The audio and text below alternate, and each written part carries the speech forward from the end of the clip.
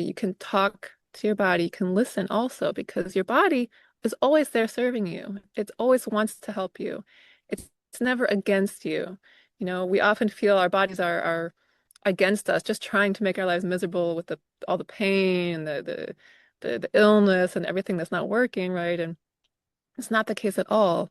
Our bodies are always wanting to serve us, wanting to help us as best they can, but they do need us to communicate with it. They do need us to kind of take charge even and direct the ship where it needs to go, kind of, in a metaphor. So taking a more conscious control of our relationship to our bodies is priceless. Welcome to the next episode of Healing Millions podcast. Today, I have an honor and privilege to have amazing Ana Pashyanti, who is former university professor, scientist, turned meditation and energy healing guide, who knows firsthand how the mind, belief, and intuition can completely transform life. We are talking about trusting your own gut when it matters most, talking to your own cells, yes, talking to your own cells, and what it means to live as your most sovereign, powerful self. Ana, thank you so much for being here. I'm so honored to have you on my show. It is always an honor to talk to you, Nina. Thank you for having me. And you're a former university professor. You did a lot of scientific papers, and now you became an energy healer and meditation guide. Can you tell us more about that, how that transition happened? And we are so excited to learn more about you and your amazing life. I was in academia for decades. That's 11 years full time at university, and then you start working, right? So it was my life. And I always felt that, learning from my family growing up, you kind of have to just get a job that will, uh, help you make ends meet, to kind of be practical. I always wanted to be an artist. I was into lucid dreaming. I wasn't really a practical type of person. But I went the academic route because it was as close as I could get to having a sort of a freer lifestyle, maybe not a 9 to 5. I could research things that I was interested in. And it was great for a while until I realized academia has no room for creativity, no room for outside interests, outside hobbies, different perspectives, different ways of thinking. And so I eventually I felt too stifled. I felt too stifled, like I they I didn't fit into their system anymore. And so at some point I was just, I was working on some scientific papers. I was also into the publishing and editing and translating. I was just working there and I just realized that my life was slowly collapsing because I wasn't interested in it. And it made me unhappy. My relationships got bad. I eventually ended up with nothing. Everything ended. I had to leave the country. I had to start from zero again. And I was so miserable and unsatisfied that I finally had nothing to lose because I was at ground zero again. And that was the first time I asked myself, what do I really want? And that was the turning point because I had these intuitions I wasn't listening to.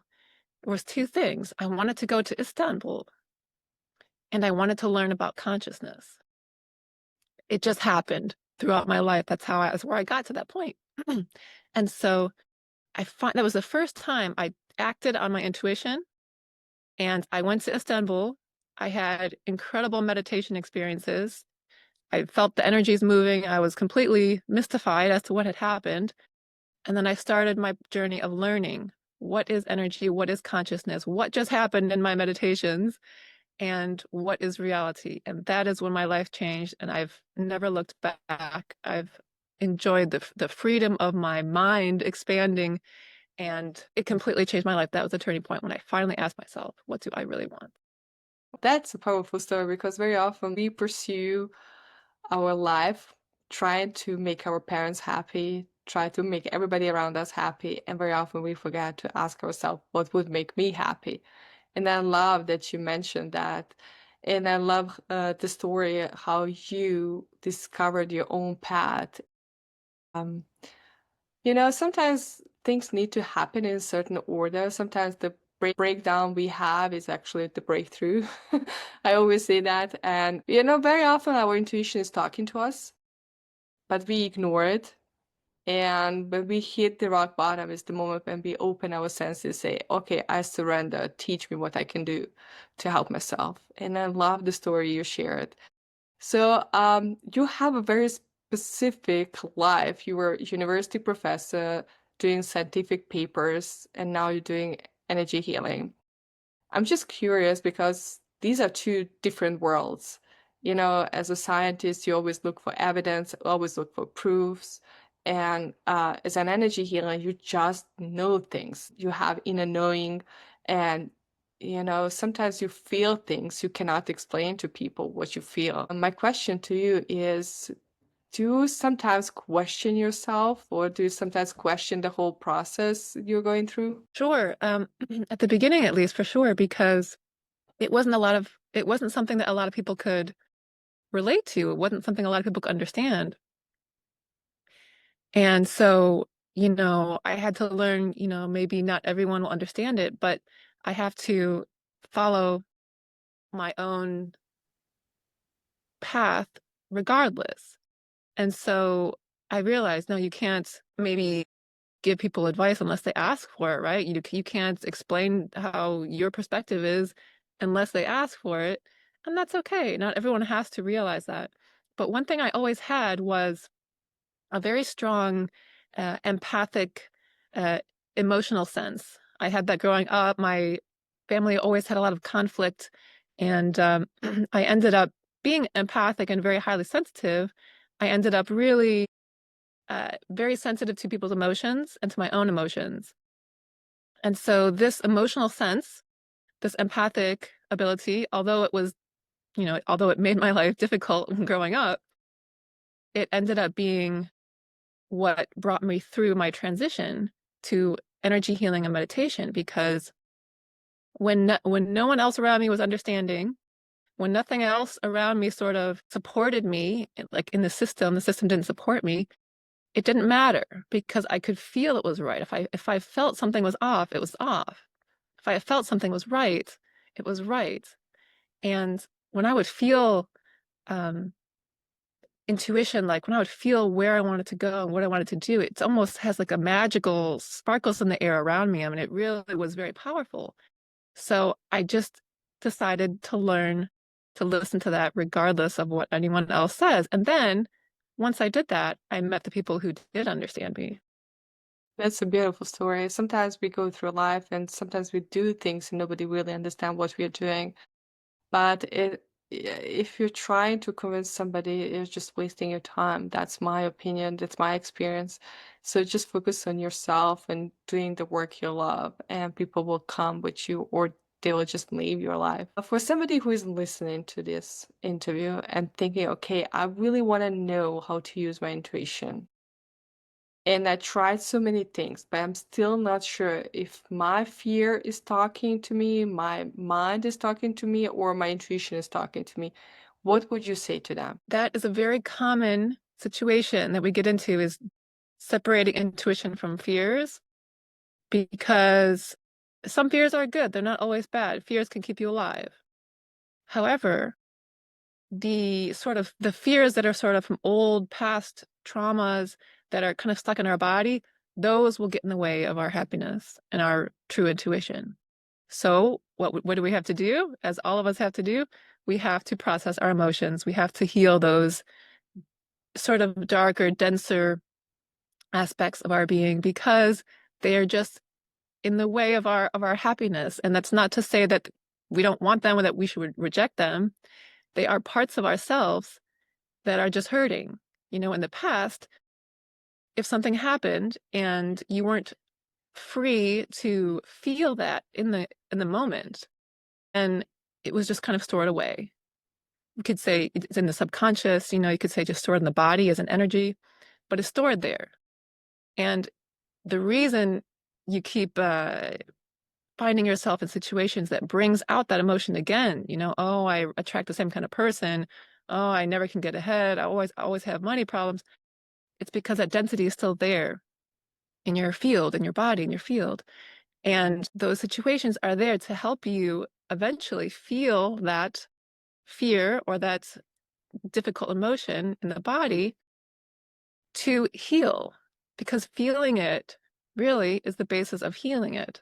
It's like, if as long as you keep rejecting it and keep it shoved down in the subconscious, it's stored in the body there, it'll keep coming up because it wants to be reunited with your conscious awareness. It wants to be part of you again. And then when we finally do the emotional processing and we accept how we feel and we actually work with how we feel to integrate that with our awareness, which is what I do in meditation, then it kind of dissolves into the light of our awareness.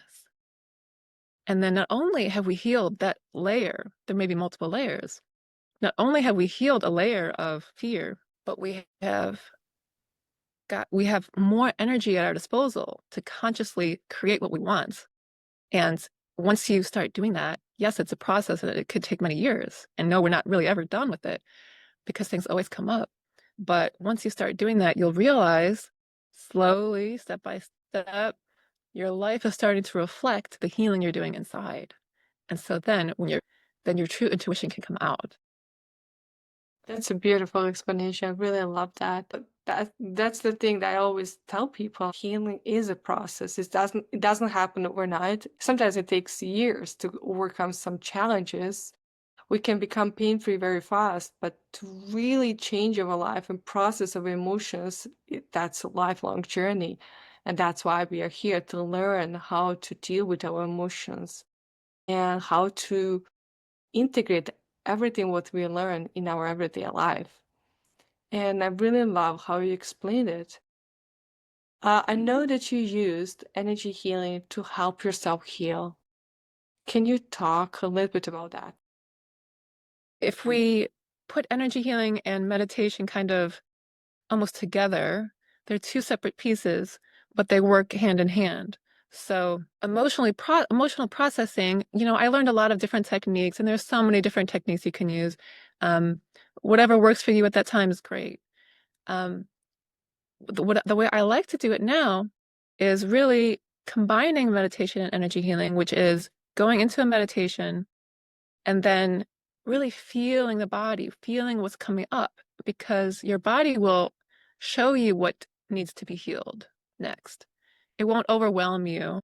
It won't give you more than you can handle at that moment.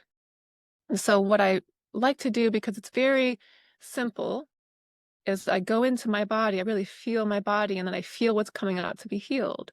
And so then I process that by allowing it firstly, and then integrating that, kind of merging with that part of myself. And then once some of that space has been cleared, because it kind of dissolves into my awareness, then I really do a more silent meditation to kind of bring in light into my body and my energy field.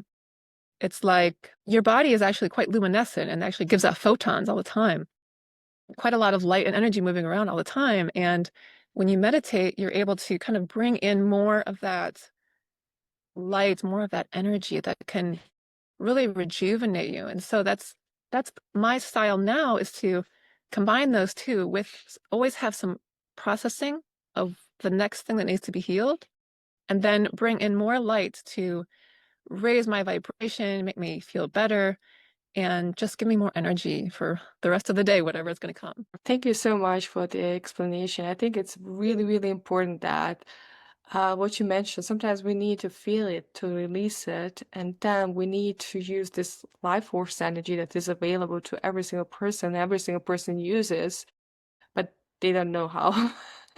Very often we don't use it fully to full capacity, and that's why energy healing is so important, because it teaches you how to really use energy fully to feel better in your body. And I really love the work you do. You have an amazing course called Talk to Yourselves, which is very interesting. So many people don't even talk to their bodies, and now you tell them they need to talk to their cells. Can you talk a little bit about that? Yes, I didn't really put that together for the first few years when I was meditating, but then I realized, why am I not talking to my body? Um, and so I've learned quite a number of techniques, and that is what I am offering to people now is ways to basically not only talk to your body, but also listen to your body. Mm, And so some of these techniques I kind of discovered by accident when I was just in a meditation or even just trying to fall asleep and, things kind of weren't working and I sort of realized your intention is everything.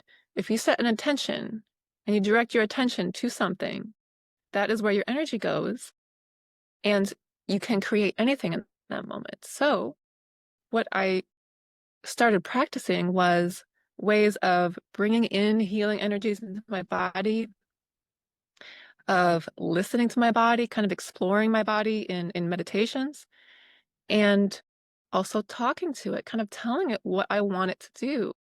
And I know it sounds a little crazy at first, but these things actually work. And so for for a long, long time, I kind of kept that to myself because I was like, well, no one's going to believe me. mm.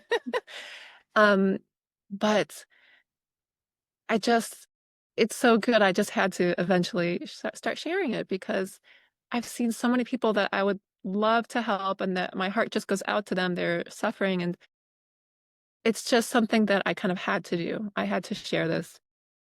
So, yeah, in any way that works for you, you can talk to your body, you can listen also, because your body is always there serving you. It always wants to help you.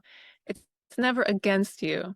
We often feel our bodies are against us, just trying to make our lives miserable with all the pain, the illness, and everything that's not working, right? And it's not the case at all. Our bodies are always wanting to serve us, wanting to help us as best they can, but they do need us to communicate with it. They do need us to kind of take charge even and direct the ship where it needs to go, kind of, in a metaphor. So taking a more conscious control of our relationship to our bodies is priceless. And it has with helped me get over lots of different things, pains, illnesses, and it's helped other people in the same way. And so, yeah, sounds maybe a little off the wall, but really, really important. So that's what I'm happy to share. That's a really important message because I remember when I was sick and I was trying to help myself heal and I was doing everything I could, I knew my body was telling me something. But I wasn't able to listen to that. I didn't really understand what my body is telling me, but my body was screaming for help because our body really wants to work with us and they want us to be happy. We make our body very often sick using our thoughts and emotions, and we create our own reality. That was the hardest thing for me to accept, that I was creating those painful cramps. My body wanted me to see things that I didn't want to see. And that was the hardest thing for me to accept. But once I saw what I was doing, my whole life changed because I knew if I can make myself sick, I can make myself healthy. And what do you think, from your perspective, from your experience, after working with so many clients, what is the number one reason why people cannot heal and why they feel still stuck in their own life, in their own patterns? Well, I have the answer, but it's not something we all want to hear. It's that it's that a lot of times we're afraid to feel what we Mm, feel. We're afraid to feel the pain that's actually there. And so I've seen with so many people, they'll do anything to not feel what's inside them. And I understand it. There's no judgment. It's a completely understandable reaction to the suffering and the pain that we feel. We all feel it. Trying to distract ourselves with whatever it is, TV, movies, numbing ourselves out, it could be with substances, painkillers, alcohol, it could be whatever we're using to kind of distract ourselves from the pain or to numb ourselves out so we just don't feel anything at all. That is our biggest block. Just looking at people in general, the people that I've seen and worked with, it's their fear of feeling what's inside. That is actually the number one thing, which means, yeah, it is hard to feel those things inside sometimes. Very, very true.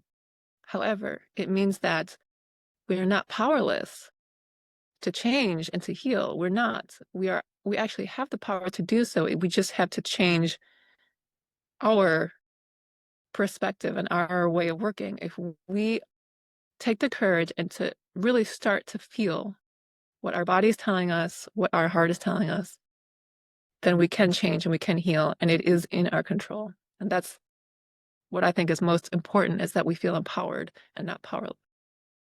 I really, really love that. Yes, the hardest thing is to feel because we walk through life disconnected from ourselves, trying to navigate through everything, and nobody taught us the most important thing, how to deal with our emotions. That's the hardest thing to do because how can we deal with the worst pain that we feel? With the anger, with so much that is happening inside of us, and we have no clue how to deal with that because they never taught us that. And it's not our parents' fault; they didn't know it either.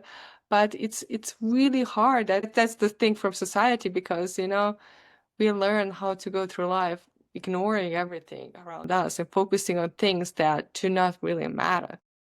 But we try to fool ourselves, trying to pursue some kind of happiness that's not even happiness, when the true happiness is actually within us.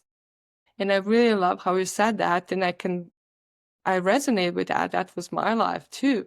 I didn't want to look at some feelings I felt. I didn't want to be honest with myself because it was easier to ignore it and to just pretend nothing happened. But sometimes the hardest thing is really to face your own fears and your own pains. That's the most courageous thing you will ever do. And I really love how you help people overcome their own challenges and, heal their own bodies using their mind and energy healing. I truly believe that this is something that we need to teach in schools. And, when I remember my school days, I learned so many stupid things that I don't even need right now, but Yeah. I wish somebody told me how to deal with my emotions because let's be honest, as a teenagers, we go through turmoils of our emotions. We have no clue what to do and hormones and everything and nobody explained to us how to behave and how to go through life. And that's why I think the work you do is so powerful. It's so needed in this world.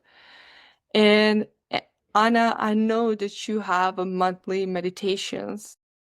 Can you talk about that as well? Because I think it's so important. You're doing such an amazing service to humanity by organizing these events. And you also have your meditations that people can download and your course. Can you tell us more about that, please? Yeah, well, firstly, I can only agree that if I had only known about these techniques earlier in my life, I could have spared myself, I think, many years of misery, depression, what have you. But, it does bring us to where we are. So, yeah, just starting from where I am, yeah, I'm offering free meditations as a group once a month. And I find it really interesting to kind of group together, have people live at the same time, um, working with energies, meditating, tapping into their inner peace, healing something, all at the same time, because the energies are so much stronger when we're together. My first meditation experiences in my whole life after my transition, they were with other people, and the energies were just so powerful. So I think a lot more healing can happen and a lot more transformation can happen in a group. So that's why I'm doing these monthly group meditations, also because I want that for myself. You know, I want to have a group to meditate with. I want to have a group to heal and work with energies because it's so much more powerful. So that is something I'd love to do, and everyone is invited. Um, and then I do. I love also creating meditations that people can listen to anytime they want. And so I have a few of them on Insight Timer. I have various ones um, on offer, and I love doing that because I really am in a deep meditation when I'm writing these, when I'm recording them. The the energies come in so much more powerful when I'm creating it for other people, even more than when I'm just meditating on my own. So it's not only, it's not only connecting out into the universe, but it's also connecting inwards into the parts of ourselves that need to be healed. So it's both. It's exploring the outer edges of the universe and it's exploring the inner depths of our own being. And so it just changed my life so much, and it's got me to a point today where I never thought it would be possible to be happy and free, uh, out in nature, just grateful to be alive. I never thought I could get to that point um, before my experiences with the meditation. So that's why I want to offer that to other people too, because I know um, when we get together, I think we can really change the world. So I'm excited to see how that goes. I really loved how you explained it because, and I experienced that too. Like when we come together to heal and meditate together, the energy is just beautiful and it amplifies the healing. This is what I noticed. Like when people come together to heal, when you help somebody release a block, you also help yourself and you also help other people release the block. Healing happens much faster. And that's why I really wanted to talk about these beautiful healing sessions that you organize every month. And I attended one of your sessions last month and it was so beautiful. You have a beautiful voice of an angel, and I really, really loved your event, and it was so beautiful. I highly recommend everybody to join your events because it's just beautiful. It's just powerful. It's just beautiful way to connect with yourself and with others and heal together. I really, really love the work you do. And you also have a beautiful meditations that people can listen to. You're doing so much for humanity, and I just want to say thank you so much for that. Because in today's world, when everybody is so busy with themselves, you are out there doing something for the world and helping other people heal. It's just beautiful what you do for the world. And if somebody wants to connect with you and work with you, how they can find you. Definitely on my website, anapashyanti.com. I think I have everything there. And you can sign up for my monthly meditations there. And so, yeah, I would love to have anyone who's interested. It's so much fun. And so I can only extend the welcome. Thank you so much. I just want to ask you a few more questions before we wrap up this interview because we talked a lot about listening to our intuition and hitting the rock bottom. But for somebody who is listening to this interview or watching this interview and still say, okay, it's easy for her, but how can I do this? Like maybe they feel still stuck, maybe they feel stressed, maybe they say, okay, I'm in the wrong environment. Nobody gets me. Nobody knows what energy healing is. How can I even start that? How can I even do that? What would you say to them? Anything is possible and everything is possible. There is nothing that cannot be healed, and there is nothing that your consciousness cannot accomplish. So if you want to find other people who support you, you can join my meditations. You can find anyone who will support you in your journey of healing and self-realization. Find anyone that will support you. If not, you always listen to yourself because when you go into your heart, like I had to do, I didn't know how to do that when I was little. I didn't grow up knowing how to do that. Um, when you give yourself the chance finally to listen into your own heart, into your own deep inner wisdom, you will then change your energies and you will finally start bringing people into your field and into your life that will support you. So if you're feeling alone, do a little bit of trusting and holding on to that deep wisdom within you, and then the support will come. But definitely support yourself first, because if you don't support yourself, if you don't care for yourself or love yourself enough to really listen to what you need and want, no one else is going to do it. We have to start there with ourselves first. That's a beautiful message for everybody who is listening or watching, who feel like, you know, maybe this is not going to work for me. I always love to say, tune in and see how it feels. If it feels heavy, like the things you're telling yourself, if it feels heavy, that's probably a lie.